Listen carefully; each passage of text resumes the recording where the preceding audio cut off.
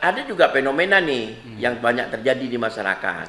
Pada saat pasien BPJS masuk, itu pasien BPJS harus beli lagi obat keluar. Nah, ini juga menurut saya pengawasannya harus benar-benar dilakukan lah, terutama oleh pihak-pihak BPJS maupun dari stakeholder yang memang berhak untuk mengawasi itu.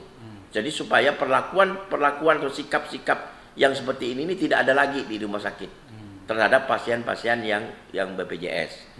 Demikian itu permintaan Ketua Komisi 5 DPRD Provinsi Kalbar kepada pihak BPJS atau stakeholder terkait agar benar-benar lakukan pengawasan terhadap Vaskes mengenai ketersediaan obat. Menurut Dewan dari fraksi Partai Golkar ini, fenomena pasien BPJS yang kerap diminta untuk membeli obat dengan biaya sendiri di luar Vaskes dengan alasan obat tersebut obat khusus tidak bisa dijadikan alasan.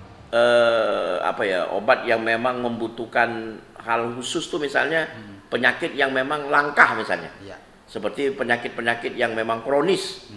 Nah, ini kan membutuhkan obat secara khusus. Tapi itu pun bukan alasan, ya kan? Bukan alasan daripada rumah sakit dan apoteknya untuk tidak menyediakan itu. Nah, yang namanya orang sakit ini kan kita tidak bisa tahu diagnosanya apa. Nah, apakah sakit jantung atau kanker atau apa? Menurut Permenkes nomor 28 tahun 2014, penyelenggara jaminan kesehatan negara, salah satunya BPJS, sebenarnya mesti menanggung semua biaya pengobatan pasien hingga sembuh. Tapi pada praktiknya masih banyak vaskes seperti rumah sakit, klinik, bahkan puskesmas yang bekerja sama dengan BPJS kerap meminta pasien untuk membeli sendiri obat tersebut di apotek luar dengan biaya sendiri, dengan alasan obat yang dimaksud tidak tersedia di tempatnya.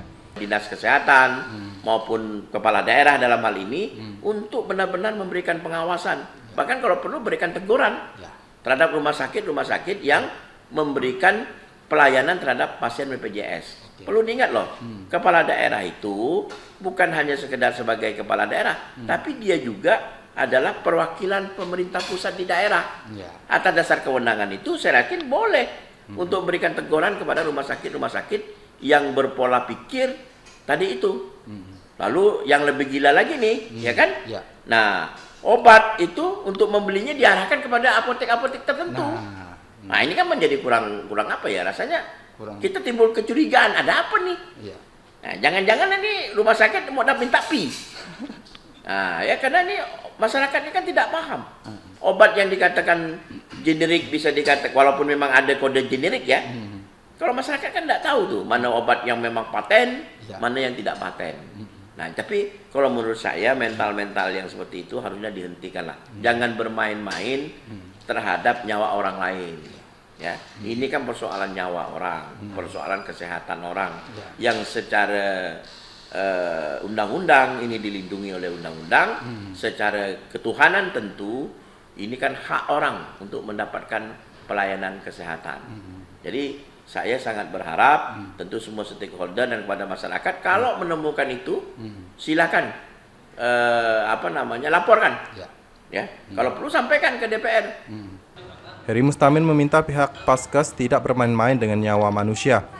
Heri pun berharap masyarakat membuat laporan tertulis ke Komisi 5 DPRD Kalbar sebagai dasar untuk pihaknya memanggil para pemangku kepentingan terkait masalah ini.